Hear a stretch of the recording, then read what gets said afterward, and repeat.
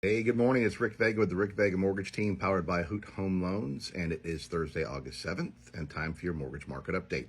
So rates are in what I call a declining mode, which is a good thing. Over the last few days, we've seen the mortgage-backed securities, which is the instrument we use to kind of gauge interest rates, are down 10 basis points, and that's a good thing. Rates are sitting now just a little bit under 6.6%, which is, better than we have seen. Lowest since it's been mid-April, so that's a good thing.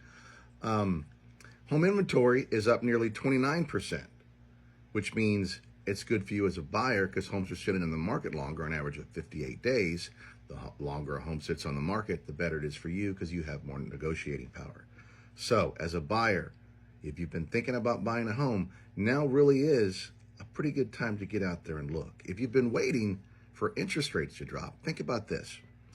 The average sales price of a home in America right now is about $435,300. Maybe it's more in some areas, maybe it's lower in others, but on average, it's about $435,000. So it's 6.625%, right? That's where the average rate is around right now, let's say.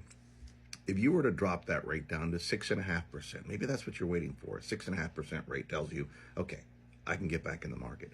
The difference in your house payment between those two rates is only $34 a month.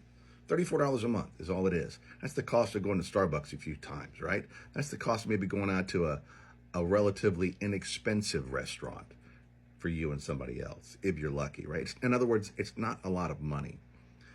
Whereas if you decide to wait another year and think rates will get down to the mid to low fives, which I don't think they will, but you never know, that home that you like now, if it just appreciated at the basic rate of 4.5%, which homes typically do, that home's going to cost you almost $15,000 more. Plus, you would lose that $15,000 of equity that you would have earned if you had bought the house now. So you add those two together, that's nearly $30,000 it would cost you if you didn't buy now, right?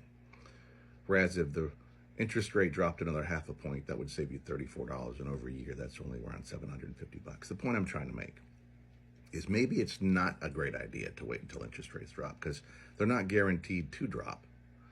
But I'm pretty sure historically you're seeing home prices go up. Now that we've seen a correction in the market, I think we're going to start seeing the prices come back. You are starting to see prices come back up. So just give that some thought, all right? In the meantime, if you would like to see what's going on in your market, if you'd like to see what you could qualify for, if you'd like to see what your interest rate would be, I've got a new button on my videos called the Get Quote button. You can see it. It's green down at the bottom of this video. Click that, fill out the very short form. I'll reach out to you quickly, and we can talk about all those things and see what we can do for you, all right? In the meantime, go out and make it a great day. We will talk tomorrow, and thanks for watching. We'll see you. Bye-bye.